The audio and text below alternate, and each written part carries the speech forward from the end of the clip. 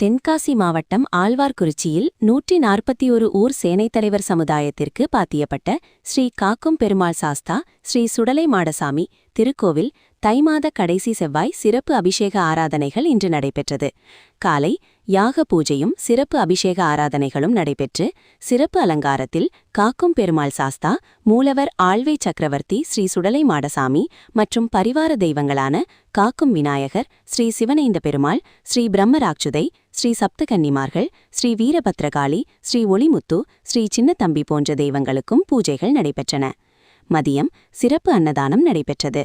சிறப்பு பூஜைக்கான ஏற்பாடுகளை 141 ஊர் சேனைத் தலைவர் சமுதாய வரிதாரர்களுக்கான கோவில் நிர்வாக கமிட்டியின் தலைவர் சங்கிலி சேனையர், செயலாளர் அருணாச்சலம் சேனையர், பொருளாளர் சிவபால சுப்பிரமணியம் சேனையர் மற்றும் நிர்வாக கமிட்டியினர் செய்திருந்தனர்.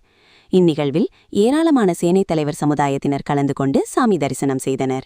அறிவும் அருளும் வழிகாட்டும் பாதை, முருகன் அருளுடன் அதிரா கந்தசாமி.